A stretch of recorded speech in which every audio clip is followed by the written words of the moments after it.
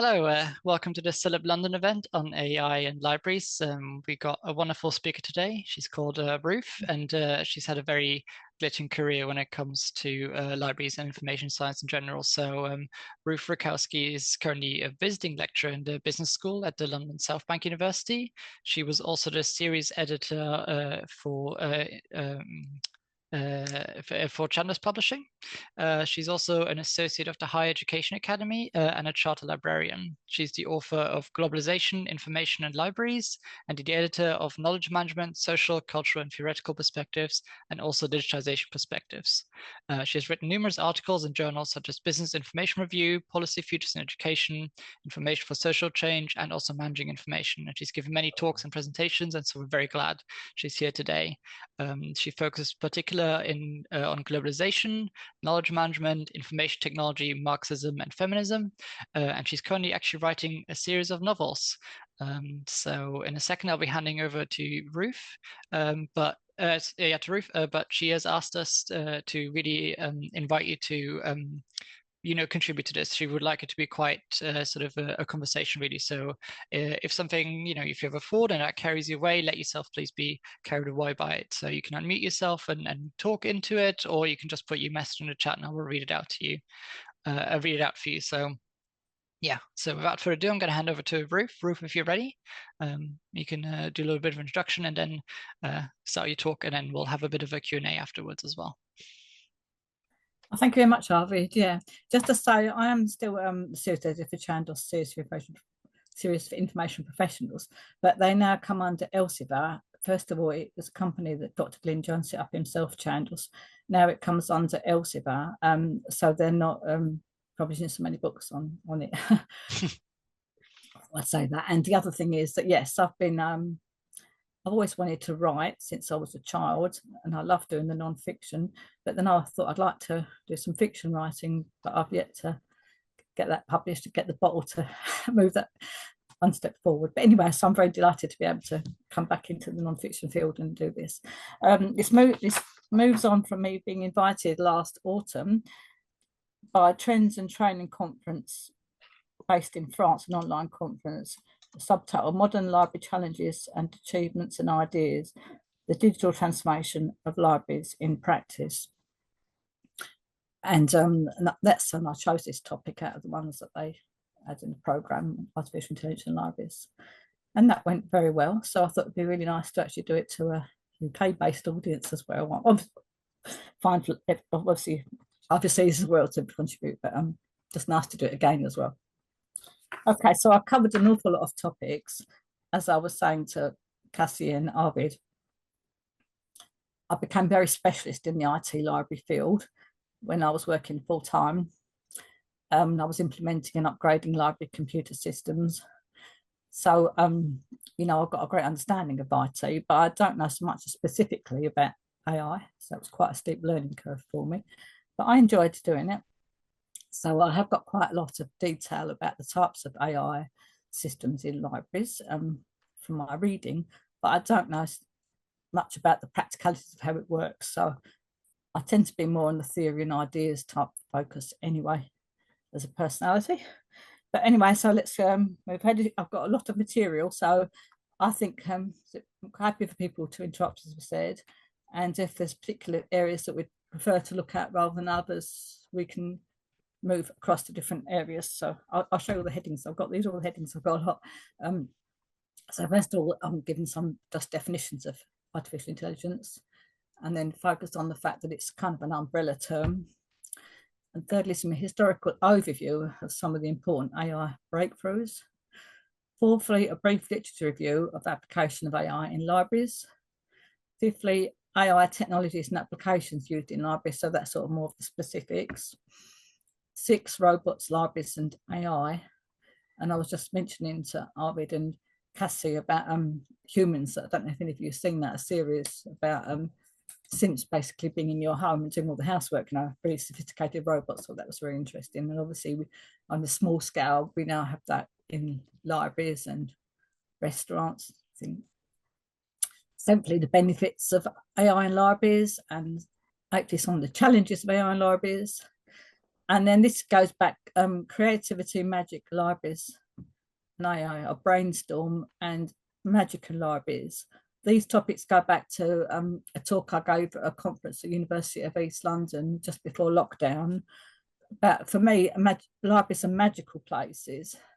And I'm a bit concerned that they're becoming very functional and just sort of computers and white walls. And I think it's important, even if we've got I fought against cuts in libraries, but obviously we've lost so many libraries. But the ones that we've got, I still think we should focus on making them special places and wonderful places. So that's a pet interest of mine. So I thought we can clearly relate that to AI as well, whether AI is going to help or hinder that process. So then the future of AI in libraries, and I worked in various libraries. I worked in public libraries for my longest period, though, and I'm passionate about public libraries because I used them since I was a child. I mean, that started me learning to read and how I did well at school and everything.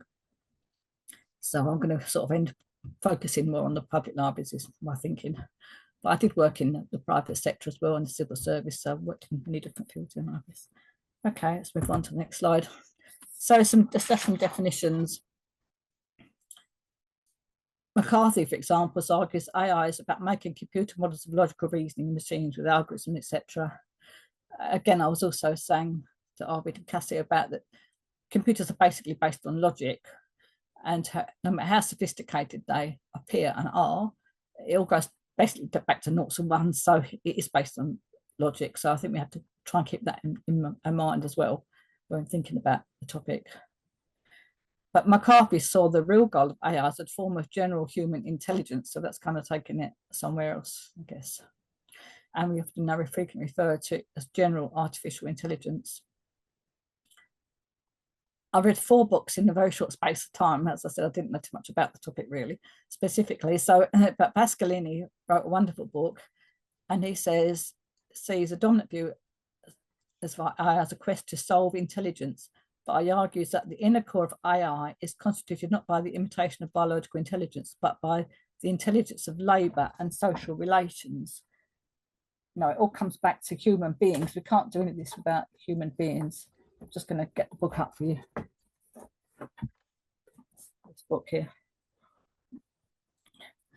So Pascalini sees AI as being very much about humans' labour, capturing and codifying knowledge and then compiling algorithms from this for business advantage and to enhance capitalism in general. I perhaps should also say at this point, I think it's on the advert, but this is the book that I this on IT stuff on digitisation perspectives, looking at digitisation of books and articles.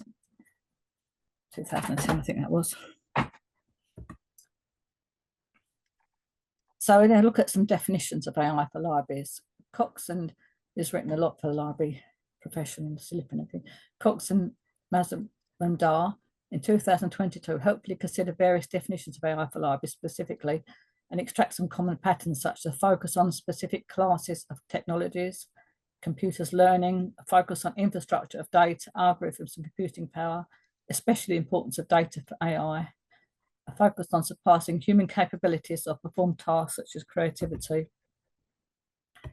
Yeah, as I say, there is relatively little consideration across the definitions of the way AI might do things humans do not or could not do, and the definitions are quite abstract and open-ended. And as Dan Dennett, a great philosopher who died very recently, says, AI in its current manifestations is parasitic on human intelligence. So I think this is very important, and we can all get scared to think about sort of computers taking over with sophisticated AI systems. But I think we need to remember at the moment anyway that it can't be done without human input and things like electricity. Otherwise, if you never quite know what's around the corner. As Andrew Cox says in his report for CILIP, the Chartered Institute for Library Information Professionals, in 2021, the term AI is often used as an umbrella term for different technologies. As Cox and Dar say, AI is a broad term that encapsulates a range of approaches.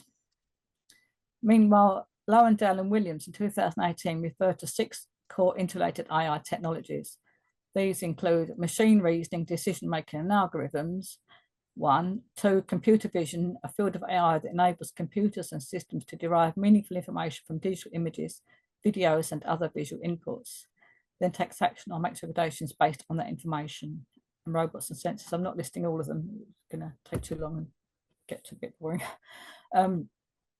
Mackenzie also sees this umbrella term and a number of interrelated fields: robotic process automation, computer vision, machine learning, natural language text understanding, virtual agents for answering simple questions, physical robots, natural language speech understanding, natural language generation, and autonomous vehicles, replacing actual human drivers.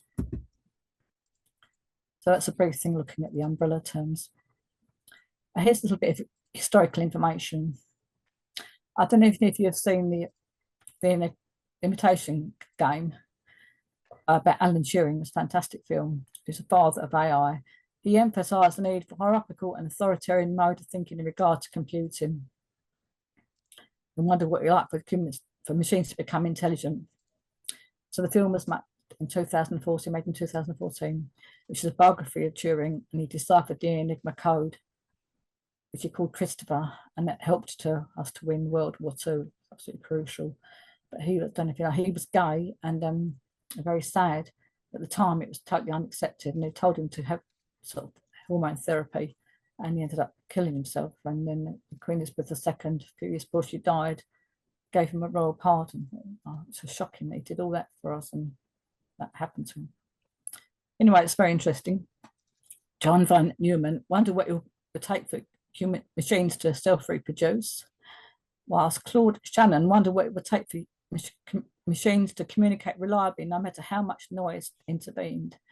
And Norbert Wiener wondered how long it would take for machines to assume control. Now, I'm mentioning these people because George Dyson in Brockman 2019 saw these four above as examples of the New Testament prophets as opposed to Old Testament prophets who focused on the underlying logic, Hobbes and Leibniz. As I just said, computers are based on logic, but there's also this other way of looking at it as it all becomes more sophisticated and develops.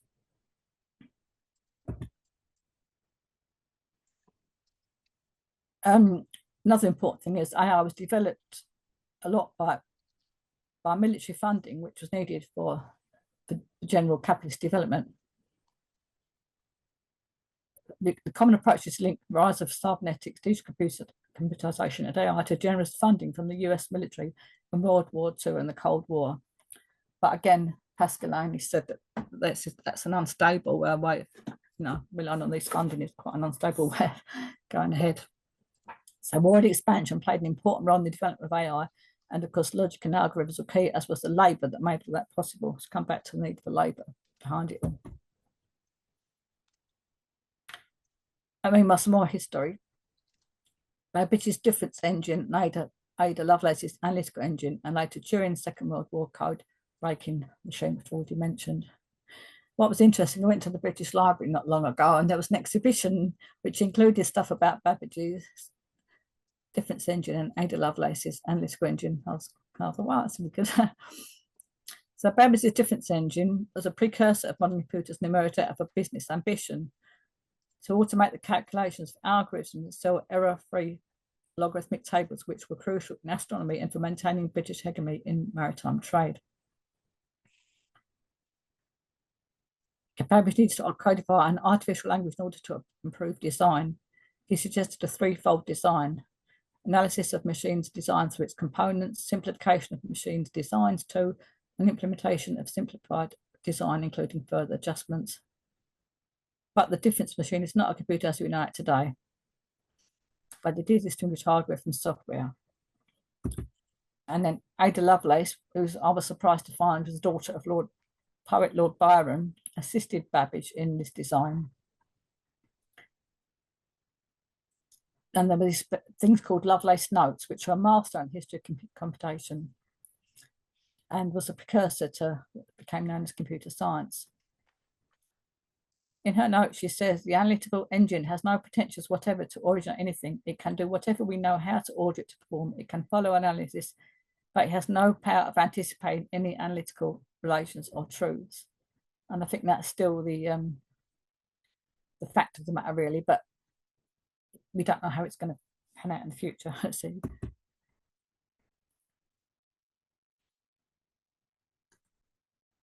There's a bit more of literature review of applications of AI in libraries during an article 2023. I won't try and pronounce his name. Arlitz, this is just an idea of how AI is being used in libraries, very diverse in lots of different ways. Arlitz and Newell discuss impact of AI on society, e.g. employment, social and political systems of libraries, argues that libraries must embrace opportunities it represents. As Panda and Chakravarta in 2022 examined AI chatbots as practical solutions in libraries, so that chatbots can improve service quality, personalisation, engagement, automation, revenue generation, user satisfaction in libraries, enhance information literacy. A line 2021 explores application of AI technology in library in network securities. And Ferguson explored how AI techniques could help in building digital libraries. And Hatman explored the use of AI techniques in the digital video library, looked at speech recognition and image analysis, which I don't do too much of this. Williams looks at AI personal assistants such as Cersei and Alexa. That I very much enjoy my little Alexa, I must say. To play music, I've got mine just, yeah. And I was saying it's funny because you do find you sort of talk to it a little bit, which I was saying about humans is that you think, why would you feel that you want to relate to a robot or a computer, but you do in some ways, I think. It's strange. Johnson discusses the impact of AI in libraries and librarianship. Alberecki considers the impact of expert systems and AI in libraries over 10 years in 5 areas: knowledge media, knowledge industries, knowledge institutions, modes of discourse and implications. And Nostotak looked at AI-based library systems called AIRS, Air-Based Reuse System for Software Reuse. I won't read it all.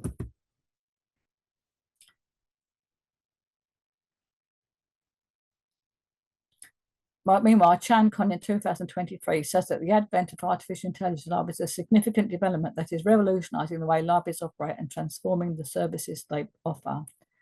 These services include improved information retrieval, these are all positive things, personalised recommendations, analysing user preferences, intelligence resource management, virtual assistants and chat bots, answer questions, frequently asked questions, assist with research queries and guide user through library services, and they improve the overall user experience and ensure that students and researchers receive prompt assistance. Data analytics for decision making and collaboration and knowledge sharing.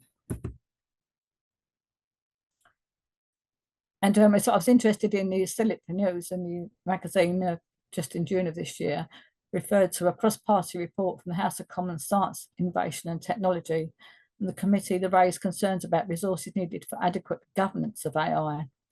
There are many recommendations, but highlights many risks too, and stresses the importance of engaging with experts. Ruth, we had a question in the chat. If I can just jump in here really quick. From Morphe. She is they are a school librarian. In the library setting, I would say your catalog needs to be neat.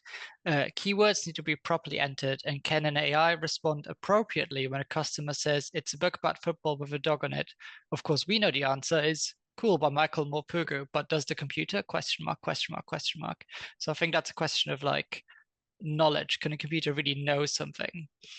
Or how much information they need to find the correct answer. Yeah, I think that's a very good point, isn't it? That come back to this logic. It can't intuitively know what you want to find out. You've got to keep asking it the right questions. And it seems to me it's impossible without human input.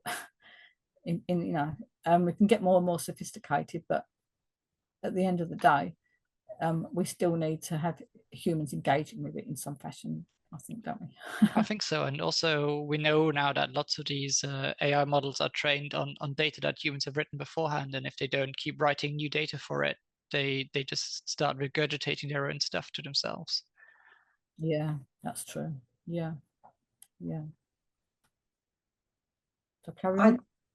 I'll just throw in a point. I mean, a decent catalogue entry tells you that this is a story about a dog and who it's by. I mean, those are data fields, aren't they? Yes, they are. So how difficult is it for the computer to absorb that and search it? It can do that now. It's just basic computational. It's the essence of searching. Mm. Well, I think we're getting more and more layers of coding and programs to try to overcome these problems. But as you were saying, you know, you've got to keep updating it and upload. I worked in the Dynet software, you know, library software system. And I was surprised that we had one floor, which I worked on support, and then a whole floor for upgrades, you know. So as much time was devoted to upgrading it and so-called improving it, as to actually supporting it, right? Yeah. It must be good or bad, because obviously you can say in a way it's good because you know that you're going to find out lots of new things. But on the other way, I felt that not enough time was actually given to making sure that the systems were robust enough. And I think that's why we get so many problems of systems failure. So I'm speaking purely personally, on a personal basis, okay? Yeah. But it seems to me, and obviously my background's in health, but it seems to me that there is something here about taking the work out of the person and then allowing the people to do the value-added thing. So that magical encounter between a child who approaches an adult and gets the answer and a much richer experience about the book could be based on could be augmented by having those data systems work over a very, very, very much larger patch. So the way you really benefit from this stuff is if it works over much larger collaborations between librarians over much larger footprints and organizations, and releases the humans to do the really important stuff about the joy of reading, but also about misinformation and literacy and health literacy and all those things that our societies desperately need. So I think it's about harnessing the AI to take, you know, the work away by doing once what can be done once, rather than multiple people keying this stuff in the way that you've described. Yeah. However, leave it there, but that would be doing my more take. mundane jobs. Doing the more mundane jobs. So release. Absolutely. Yeah. Taking the grunt work out. Yeah. Yes. I think that's a very positive way that it forward with it all. Yeah. Amazing. Let's keep going on, I think. I was okay.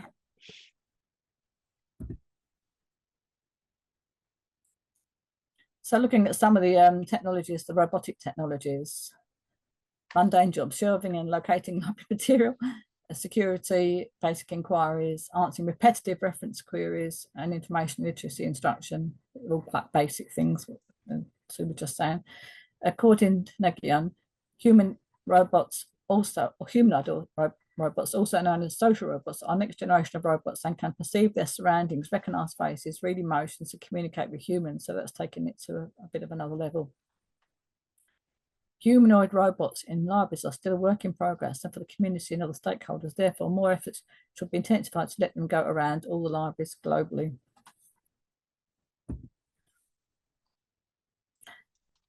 As Simon and Alex Nemenci say, the application of robots in library activities is one of the current trends in the application of artificial intelligence in libraries.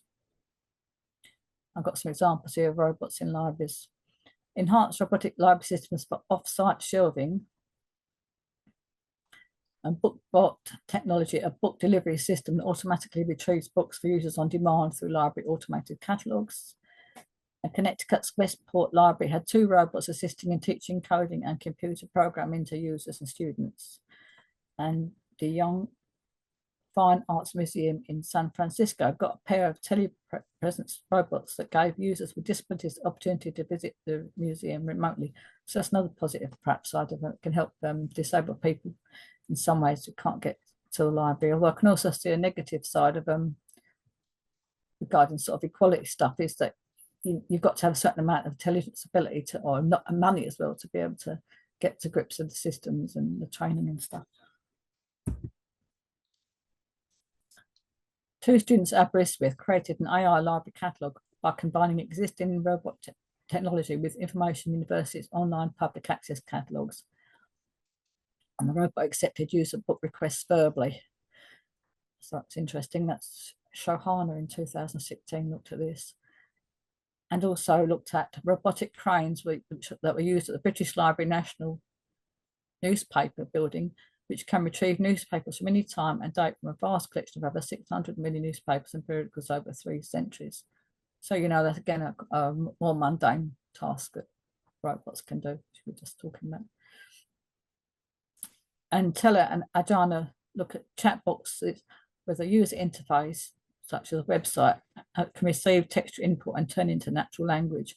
Chatbots can help users search for books on a library's website, send out reminders when a book is due, direct users to relevant library resources, answer simple information requests, and refer more complex reference questions to librarians.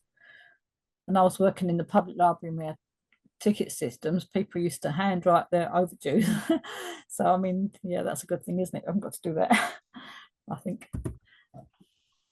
Okay, here are some benefits of AI in libraries that I thought about. One, releasing library staff from mundane tasks, which we've just been discussing. Armin and Alex Nementius say the main purpose of library automation is to free the librarians and library staff and to allow them to contribute more meaningfully to spread of knowledge and information. Two, reaching out to some minority groups more easily. For example, people with disabilities being able to visit the library remotely. Three, libraries helping users to adapt and thrive in a society which is using AI more and more. So it's going that way anyway. So perhaps AI can help people make the transition of that. 4, libraries supporting high quality ethical AI research. 5, answering inquiries, simple inquiries which you've considered, but I think complex inquiries still needs that human intervention all the time. 6, automated cataloguing and classification. 7, automated indexing. 8, intelligent gateways to online sources. 9, retrieval of audio-visual materials, optical character recognition and speech recognition. Music and pictures in libraries collections can be retrieved as fast as print material. That's something. And clear user instructions. Well, that's the idea. Some of the challenges.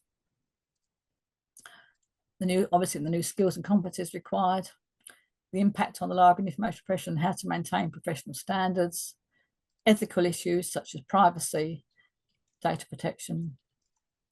IFLA, International Federation of Library Associations, this is in 2020, it's important to ensure both basic data privacy, security, and the intellectual privacy of library users. Privacy considerations are fundamentally related to intellectual freedom matters. Health issues, that's a big one for me because I've got weak eyes. Eye strain, backache, shoulder ache. The importance of good ergonomics, the importance of taking regular breaks. People have watches on now, don't they? And it tells the people to get up. And I've got a friend who's works at home a lot now on the laptop. She's got a watch and it tells her every hour or something, beep, beep, go and have a walk around. That's, you know, if somebody finding some way around it, but I think that's very important. Otherwise, I can see in the future, we're going to have a lot of health issues related to this.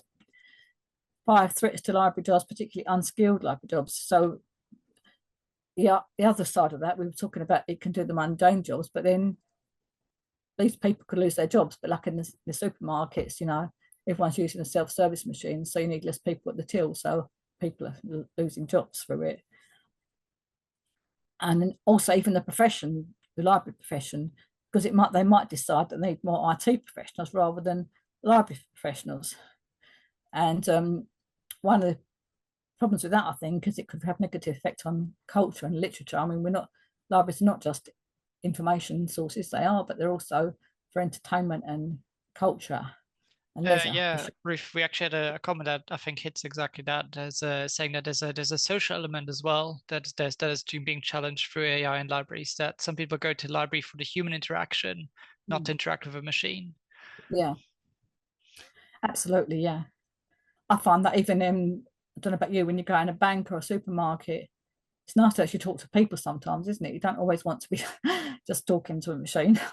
Yeah, and Alison Thorne says as well, in that same vein, that I haven't used it myself, but from demos that use, for example, ChatGPT, you see they learn by continuously changing results through fine-tuning prompts by the human inputting new scenarios and new search terms for the AI to learn from, to draw out the results they're looking for, just what librarians do. I think that might be a bit of a provocation actually for people here, that like what the AI does is essentially what the librarian does as well, just on a in a different It's way. certainly part of librarianship is ordering thing, isn't it? You know, like catalogue and classification, which I guess the computer can do a lot of that. You know, the traditional skills of the librarian, the computer can do quite a lot of that kind of. Coming back to the face-to-face thing, you know, when you go in restaurants sometimes now and you can scan in to order your food, you don't even have a wait or waitress come in, you don't even go to the bar, you just, and I don't like that. And you can even now apparently get something to actually the robot deliver you the food, so you've got no face-to-face interaction with you. I mean, we are human social animals at the end of the day, aren't we? And I think we need that interaction. And when I was being very successful as a non-fiction writer, it was very exciting, but I was on the computer too much, and I was really feeling it, that I was missing, either physically it was affecting me, and B, just that face-to-face interaction with people. So I started going to some things locally just to actually talk to people face-to-face, because we do need that, I think, and we need to see the non-verbal communication, don't we, that sometimes someone says something, but what they mean is the opposite of that, but you don't pick that up necessarily without seeing them face to face and getting that non-verbal communication, the way they're looking at you or they're crossing their arms or whatever. Yeah, so Maret has just raised her hand, so I think, or their hand, so I think they might have a point here as well. Okay. Yeah, I just wanted to say that just like AI is created by humans, it is down ultimately down to staff in libraries, and particularly senior managers and managers, to decide how they can integrate AI tools into the workplace. I mean, I went to the CILIP conference last year, which theme was on artificial intelligence, and the person there from Google sort of has always maintained, and I suppose she will always maintain, that it won't necessarily cause jobs to be lost. And I kind of infer from that it's how managers sort of integrate. It's about how we can implement AI into making some of those jobs easier. So I think in terms of classification, yes, it can probably help in certain aspects, in maybe adding the sort of like, I don't know. But at the same time, you need to try and find ways to help. But I just feel that AI is kind of replicates human failings and human problems and human errors.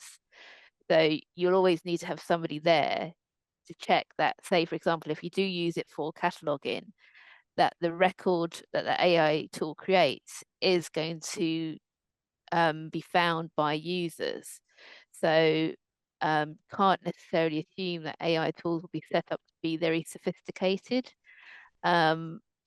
Maybe down the line, but at the moment they'll be just using words that we would input in. But when you do, like, as we all know, when you do like cataloging records, you think of keywords that are sort of more umbrella-like, more general rather than specific ones. And I think that's what managers, senior managers, need to work out, and how we can integrate the two bits together. And there may well be jobs at lost, but I think it's down to how we implement it and how we discuss how it gets implemented. And I think there's a related point to that from With Hill in the chat that says, well, freeing up staff time was actually a point that was made when self-service machines were brought in to help free staff up to do more interesting things, but actually it has actually led to a lot of job losses now. And I think then Sean Candy raised a hand as well midway through your point, so I think Sean might have something to say to what you just said as well. Sean, could you just jump in? Yeah, hi. Okay, so one of the things that I think that that wasn't touched on in here is the fact on who owns the AIs, because I've been in health, and I'm currently in H, and I've been in finance. And I remember when Wolters Kluwer what was it, about 5 years ago, they set up a thing where they were doing an AI. They trained an AI to do a literature search, but then it ended up taking them 18 months to train it at the time. And everybody was kind of upset. Everybody thought it was great because it increased 3% literature search accuracy, things like that, but they weren't prepared to wait 18 months at the time. And that's moved on. And I don't know whatever happened to that project. And I think it would be a lot faster now. But the big problem we have at the moment is a lot of the AIs are owned by someone, and the data that's being used to train the AIs, unless we get something that's we train the AIs ourselves, we have that problem of what becomes of the, like, for example, data mining and things like that for being able to provide better service provision to members or staff, other staff, or to patrons. You also have that whole thing of, for example, let's pick on a publisher, say Sage. All the publishers are creating AIs to kind of direct people to search through them, and then that causes a copyright issue across the board for us. And like there are a lot of, I mean, I spent a year and a half ago, I made an AI video where I used ChatGPT to write a video, and then I used Synthesia, which was a talking head video thing, and got it to create its own video, and which theoretically can be used for personalized responses, but at the same time, that involves specialized skills. So it's kind of, I definitely feel that we're in a wait and see kind of situation, because we've moved past the information literacy. Everybody was focused originally on information literacy. Sorry, I know that it seems like I'm jumping around. No, I think Sean, you actually hit on something quite right here. Now, let me try and pull a bit together. So maybe could miscorrect me if I'm wrong, but I think what you're hitting on is something that libraries have been in general quite uncomfortable with, or like not have quite a good answer for. And this is like, how much should we be used to help other people make money? Right. Well, So what you were telling about the intellectual property issue is like, yes, we pulled all this data together and we put it on the internet free to use, and now somebody's sucking it up and is trying to sell it back to us in some way for a tool. And what do we do? How do we feel about that? And now suddenly they capture our data and control it for themselves, whereas we're the ones who actually wrote it in some way. And I'm talking here general, like Humanities Week, because obviously a lot of these AI tools are based on what's on the internet. Is that kind of what you were getting at? There's that. There's also the whole thing, and there's also, it isn't just the data. It's also like information about our users. For example, they like they'll probably provide access to being able for users, whether it's to be able to do searches directly and have an AI construct a report or an assignment brief for them or something like that. But then we like 3 years down the line, they'll change we'll get hit where if we want to keep it, there's a massive financial impact on us, as well as the dependency of the users, if they, like, for example, with something like that as well. So not just us, but anybody using it, there probably will be some kind of dependency, especially with the job, where we're facing that whole situation with job cuts and things like that, where we might be in a position where we might not be able to replace staff because the expectation is to carry on using ChatGPT or use AI. Yeah. Or augmented machine learning, rather. I see it in the supermarkets and banks all the time, don't we?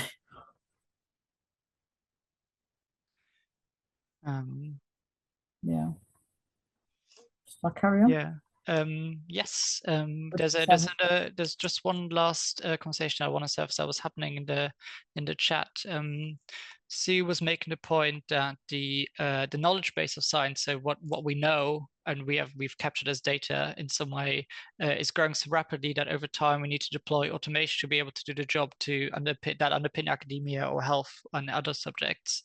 And that reminded me of what you were saying about the British Library robot that can pull out newspapers from 3 centuries. And I was wondering that eventually we'll have to partner up with these AIs, because there'd be so much data knowledge like readily available that no one human being can have oversight over everything and be able to find everything. And so that will be the way to kind of maybe marry the human and the AI element of it, to like have sort of a partner in the machine, if that makes sense. Yeah, I think that's definitely happening with so much information out there, and the internet needs to be catalogued somehow, doesn't it? And better get the AI to do that. Okay. In the medical field, it's much more than that. The scientific base, the sheer that there used to be a calculation around how long it took, the doubling time of medical knowledge. And that had shifted from 50 years in 1950 to 73 days in 2020. and an American board meeting of an AI group last year, they now reckon it's every 60 days. Now, we cannot keep up with the pace of innovation, and medicine is just one field. There'll be people on this call working in other fields. So, you know, while I fully accept everything you're saying about human interaction, actually, we need to get very, very smart and start, you know, pulling this stuff into knowledge solutions and helping shape those, or all the risks that I think it was Sean was speaking to a moment ago will come into play, because, you know, other people don't have our ethical basis at the center of it. They don't understand bias. They don't have the critical skills, you know, to understand not just the bias that's coming through data, through the development of AI, which simply reflects human nature, of course, the frailty of human nature, but actually the bias that's inherent in research. And we certainly see that in medical research, where just at the most obvious levels, you know, children and women are very badly represented in population samples of medical research. So this stuff, for all the threats, it's either going to be get on board, or we will be losing our jobs to people who do get on board. That would be my view. Yeah, I think it's sometimes seen that science is objective, but because it isn't. There's bias in every walk of life, and we've all got our own ways of looking at things. So I very much respect Richard Dawkins, but he's a bit, this is the evidence, and that's kind of it. But it's not quite as black and white as that a lot of the time, is it? And we need to be aware of our own biases. Yeah, totally agree. Totally. Yeah. The other thing is about obviously AI, all these fake videos and stuff. You know, you were saying about people misusing it, and then we got the, that's a bit concerning, isn't it? We're gonna, you know, what's true and what isn't true anymore. Like videos about Trump. Okay, let's move on again about some of the challenges. The place of the public library in the AI computing age, can it successfully survive? I mean, that's another problem. Can libraries as physical entities survive, or is it all going to end up with just being on screen or digital books and etc.? And so I've always loved libraries, the actual just physical process of going into them, the atmosphere, talking to people, perhaps not talking to people, but just that physical communal space is very special, I think. I think that's something that we should try hard to preserve. Okay. Number 8, the importance of social interaction. Humans are social animals. As Richard Adams says when referring to AI in schools, AI is a tool and not something that can be replaced. The human expertise and interaction with students that can only be provided by a highly skilled and professional education staff. That's from this year, very recent, in The Guardian, I think that was. We've just discussed about the bias embedded in systems. AI computer interaction will not always be adequate on its own. So although it can make it very sort of clear in one sense, you know, write down this. Sometimes humans learn in different ways, don't they? Some of us prefer written words, some of us prefer verbal pictures. So it's not going to be enough. We still need interpretation, human interpretation sometimes, and different ways of looking at it. Another problem is obviously viruses and computers malfunctioning. I think in the AI field, in sophisticated computer systems, I don't think enough consideration is given to that. I'll talk about that a bit later on, actually, a bit more. I've already mentioned inequalities between those who haven't got computers, but those who've got the resources, the money, and different abilities, whether they can cope with all of this. IFLA positively says that librarians, in particular, research and data librarians, can help shape AI development for good. So hopefully that can happen. So coming on to this thing about my pet love when I was I gave this talk in University of East London in 2008. Yes, Ruth, can I just ask you to maybe make that your last point, because we're just heading our 10-minute klaxon now, and we want to maybe give people a bit of time to ask questions. So okay, well I can skip those. No, I think since this is the stuff you're most passionate about, I think maybe we can finish with the creativity, magic, libraries, and AI brainstorm in general. And okay, but I'm just trying to summarize a bit of my thinking about this then. If AI can write novels, right? What will this discourage people from writing books in the future? You know, probably not, but who knows, right? And face-to-face talks and book launches, what's going to happen to those if it's books are AI generated, right? Copyright issues. If it's AI generated, who owns copyright?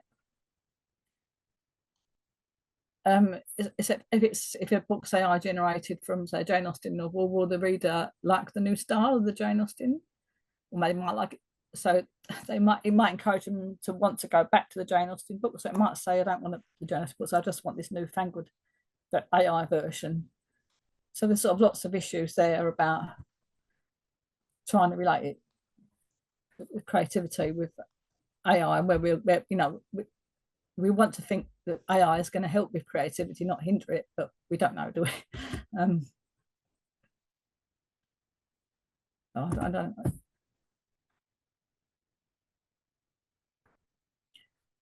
Jan Talon, a game developer, argues that computers now and AI can definitely be used for the good in the future, and that can bring about a future in which everyone's lives are hugely improved, a future there are no losers.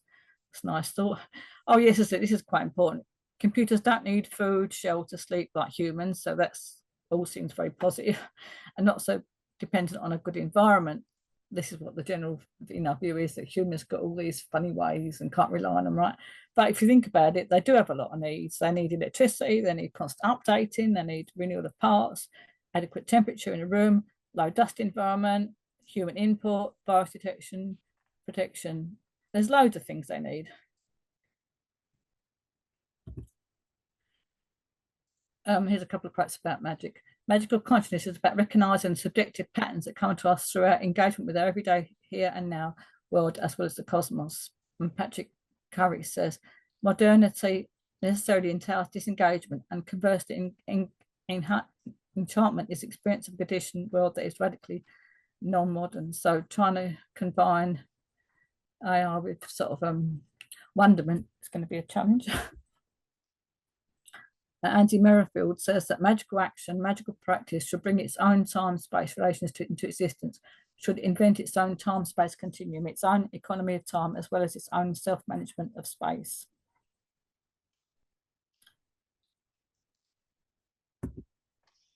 So as I said before, given that we have lost a lot of libraries and various cutbacks in hours, everything, I still think we want to try to make the best of what we've got. I think often cuts in general are done in quite a barbaric way, and obviously it's political decisions as to what and when should be done. But I think in general politicians could be more thoughtful about how they do, like this winter fuel, the pensions, right? I mean, I can see the argument that millionaires don't need 200 quid or whatever it is, but it should be done in a more thoughtful way and not rushed through like this, shouldn't it? I think.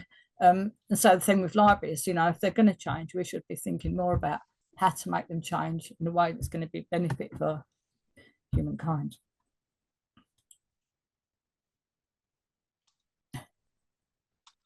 The future of AI in society, Librarian and the analytical engine, but the analytical engine had no power of anticipating any analytical relations or truths.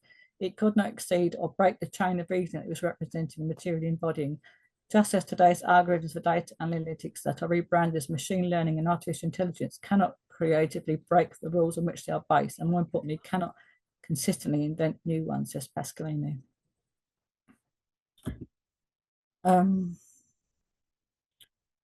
I think another important point is about the ecology issue. Pentland says that the ecology factor, perhaps the most stunning realization that humans are already beginning to use AI and machine learning to guide entire ecosystems, including ecosystems of people, thus creating human AI ecologies. Some argue that humans are messing up the planet and that AI could do a better job at safeguarding it for us. It's just an unusual position, quite interesting.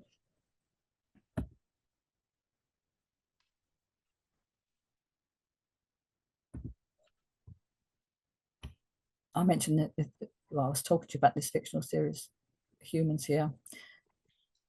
Malik says that we need to avoid AI tools being used unwisely. There are a few tools useful to humans that cannot also cause harm, but they rarely cause harm by themselves. They do so rather through the ways in which they're exploited by humans, especially those with power, that are not fantasy fears of extension should be a starting point for the discussion about AI.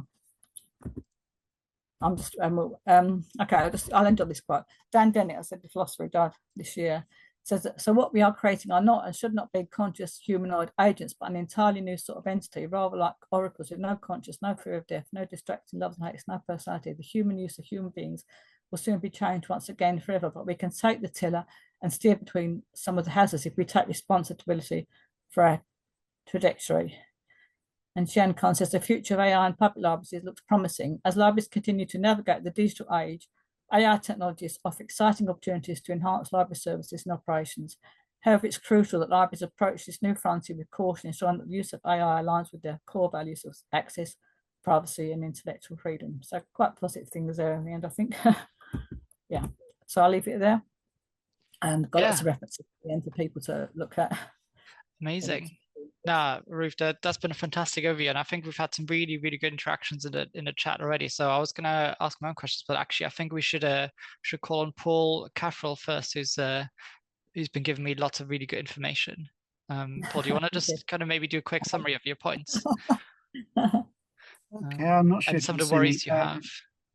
Yeah, I'm a bit unsure. I'm just a bit of a skeptic. I worked in IT for many years before I worked in libraries. Yeah, so I have some experience in systems architecture, a bit like Ruth, that kind of thing. I remember going to an AI session in about 2002 or something, millennium time, and I don't think the technology has changed really. It's still a large language modeling, and it's a bit of a misnomer, I think, to label it as AI. I think that that point I made before about taking our focus off kind of more tangible things, illiteracies and skill development around many other areas. We haven't done any really rich developmental skills development type stuff at the University of Liverpool around things like technologies for many years now since the pandemic. And I feel like, it's sort of almost a dumbing down type situation where there's a huge focus on AI literacy, but we're not doing any of those other things. So that's one example. So I don't want to go on at too much length, but I'm a bit of a skeptic. I think it's a bit of a bubble and a massively overhyped industry related thing, and it's been used to sell products now on a massive scale.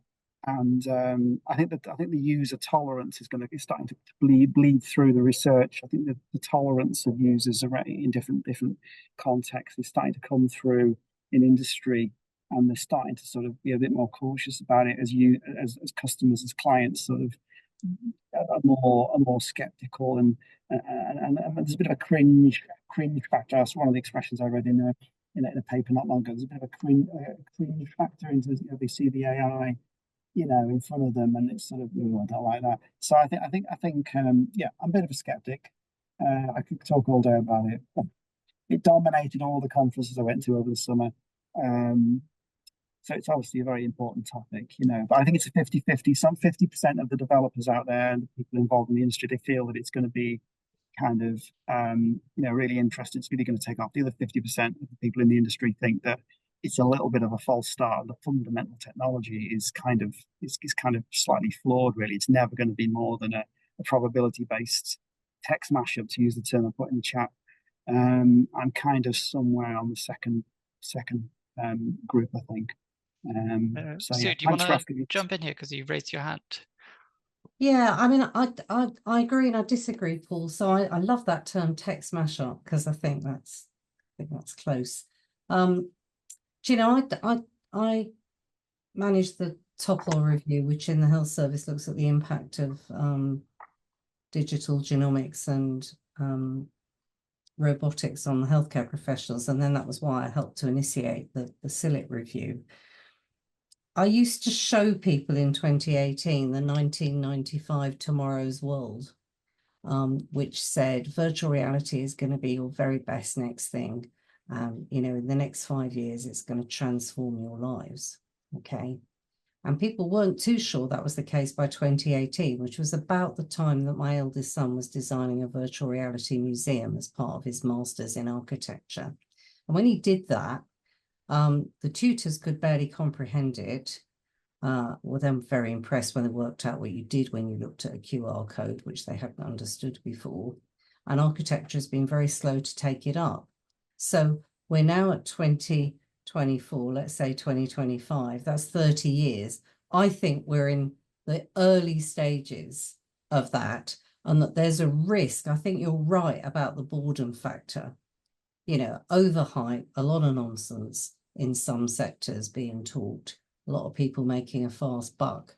But if we lose interest now, we will miss the boat. And this is the time when I think we should be getting in the sandpit and playing with this stuff and really exploring all these challenges and ethical issues, because it is coming and it is going to change. This is just like the introduction of the medieval plough or the stirrup changing, you know, warfare. And we've got a window of some years when we can get cute and work out, you know, as somebody said earlier, how are managers going to bring this in? How are we going to work over bigger patches? I would really encourage people to be, you know, not put off by the hype, but recognize that it's coming. And really focus on the CPD. And I think one of the roles for CILIT, Arved, is to be thinking about, so how can we really help people skill up? Yeah. And explore the issues that you've so brilliantly presented this evening. Thank you. I quite agree with you. Can I just say back to Paul about what you said about its hype? Do you think that's just in libraries, or do you think it's in general? Because I've got a friend who's an auditor, and she was sort of arguing the opposite. She said it's quite freaky because an auditor's job is quite a bit like a librarian, very organised sort of thing. And she was saying they've got all these programs now that can just be put in a few things, and zipping it solves all the problems that might take her 2 days to do. So are you just thinking about libraries being? Well, the thing is, I don't believe, and I think Paul might agree with me, I don't believe the tools that she's using are actually AI or machine learning. I think they're basic, classy computational skills that could have been built on Bill Gates' Excel chart 20 years ago, and that they're coming in, marketing on the back of it. That's my personal belief. I can't prove that. That's my belief. Yeah. But I mean, that's very powerful, do you think that do you think the overhype is just in libraries, Paul, or do you think it's overhype in general in society about AI? Not sure if you can see me again. I've had to transfer to my phone. Yeah, I think it comes from industry, because that's where it's developed, and that's where the capital is. That's where the equity is. That's where the clients are. Product. I think that's yeah. It's we just follow the wider trends that we society and education. So yeah, I think we have to look at it through the lens of the wider picture, the wider industry situation for this emerging technology. And I think it's very early technology. It's fundamentally the same processes that it uses, the same techniques, as it were. The OPL and all that kind of, it's exactly the same as it was years and years ago. And yeah, I'm just slightly skeptical, because all it is, it's a relational database with a lot of text in it. It's nothing to do with that. So because I was getting on the computer in the early days, and I was very pleased I did. I think if you do have to embrace change in some way, otherwise, you know, the libraries are going to get left behind. It's a bit of a balancing act, really, isn't it? I think. Yeah, you've got to be positive. Sorry, this is going very strong, but we did promise people that we would finish around 7. So if you would like to jump off the call, you're very much allowed to. But if you want to keep on with the conversation, please continue to do so. And I think Tia Sanderman had some really strong points as well, both on you know, if the AI is going to start creating content, and that content goes into the open web, will that muddy the waters? And will we try and sort of create by accident like a 2-tier information society, like curated gold plate information for those that can pay, and AI slop for everybody else? And also, is AI the new social media? Like if you don't get in on it now, you will like never catch up on it properly. Or is AI the new Betamax? And I think that's kind of where Paul is more at, right? Where some people are like, it's 1999 and we have to get on this internet computer thing right now or we'll miss out, or it's like Betamax, where it's an interesting technology but it will never really take off in the way people expect it to. And yeah, don't worry if you have to jump off now. Obviously we'll do the recording and you will get it sent to you as well. And I have all the links here, I just also want to say this one more time, that the point that Sue made, really, I think the only way to really deal with it is to never stop reading and to never stop learning and to keep engaging with your own skills, right? Don't think like I am the perfect human being. I'm finished. I don't have anything new to learn anymore. And the fact that you came here today, I think you made the right choice. And here's just one more time all the links from today. I have to actually put this in 2 messages. Yes, Sue, sorry, I see you're jumping at a bit. You wanna jump in?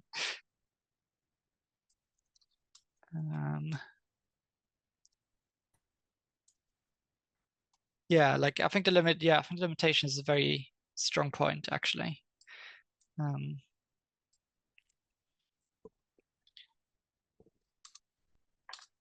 There's also, I have to remember that companies are obviously making big profits out of all of this, so that's driving a lot of it. So I think with all these things, you've got to be aware of that and think how we can make it work for people, because companies will tell you that it's all, in general technology, it's all going to be good. You can have a false arm, etc. But I think we have to keep a bit skeptical about how much is that going to be good for people. And how much is it going to, I really wish we did a poll now on like, now that we had this discussion, do you think it's here to stay or do you think it's a flim flam? Well, maybe next time we'll have a discussion, we'll prepare that. Yeah, Caroline, exactly. So Caroline just said in the chat that limitations are there until there are none. The evolution of the internet should teach us that.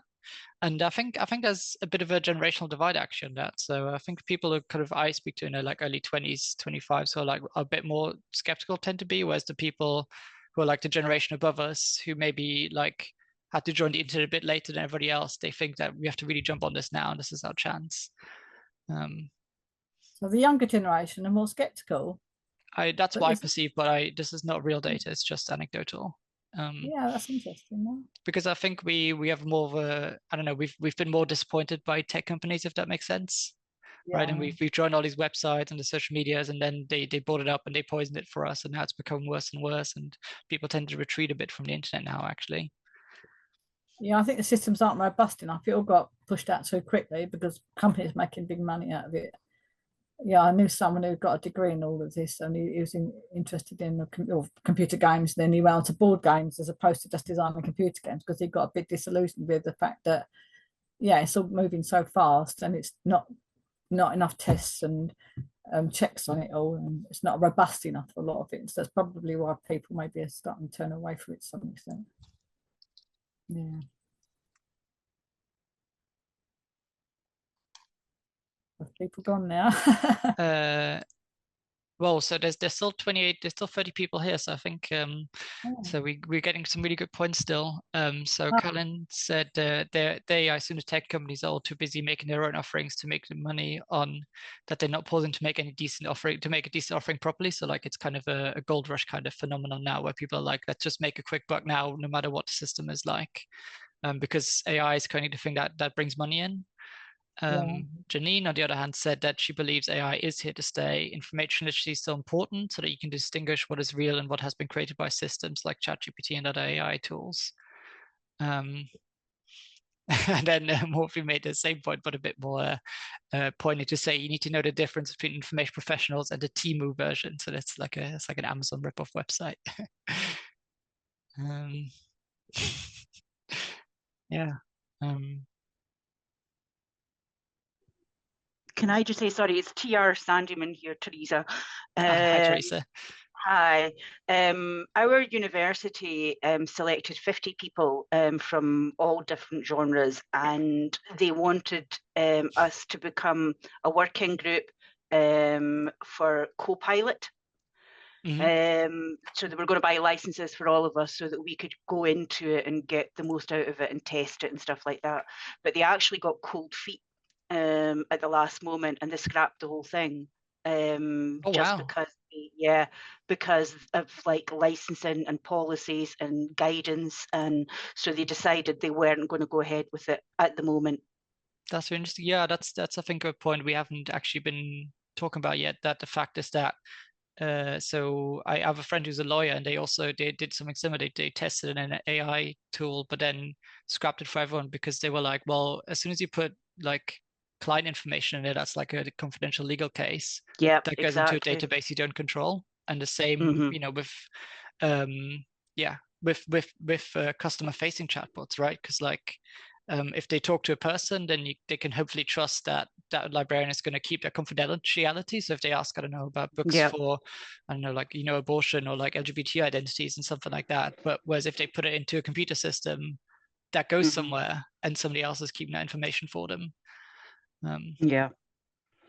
I just thought it was, I don't know if it was a mistake or not, because obviously we'll have to get in there on some level and get it tested and find out what it can do and what we can use it for. So yeah, I don't know. There's no plans for the future as to when we're actually going to go ahead and test. So I don't know when that'll happen.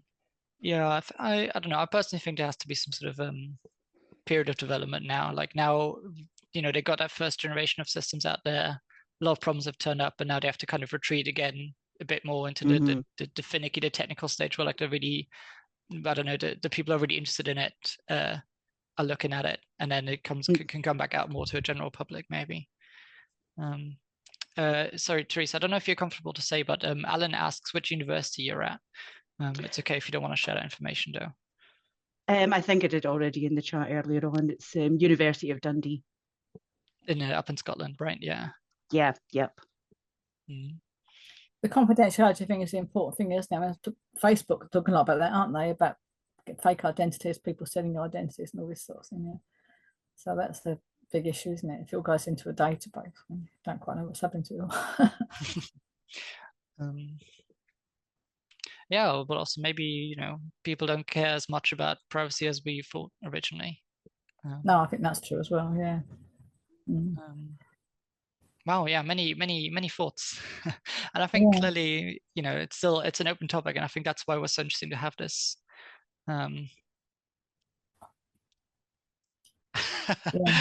Goodbye, Lauren. So I've got my husband's name up on my profile, so I was more concerned about getting the laptop. I haven't done the talk like this since last November, making sure that the laptop working, it all worked all right, rather than worrying about changing the name, but never mind. Lauren says, I mean, I think that might be a good one to close on, unless somebody has like one last burning question. But Lauren said, thanks everyone. She has to go now. And I will assume that you were all real and not Zoom AI companions. We're all real.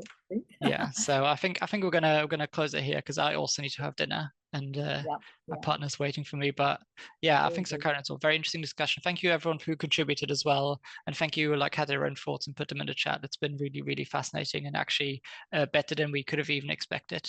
And also once again, very big thanks to you, Ruth, for putting this together and putting yourself out there and bringing your thoughts together. I think it was awesome, and I think without you we couldn't have done this. Well, thank you very much for inviting me. It's been lovely. I enjoyed it. Yeah. Thank you. Bye. Goodbye. So I'm going to stop the recording here as well. Okay.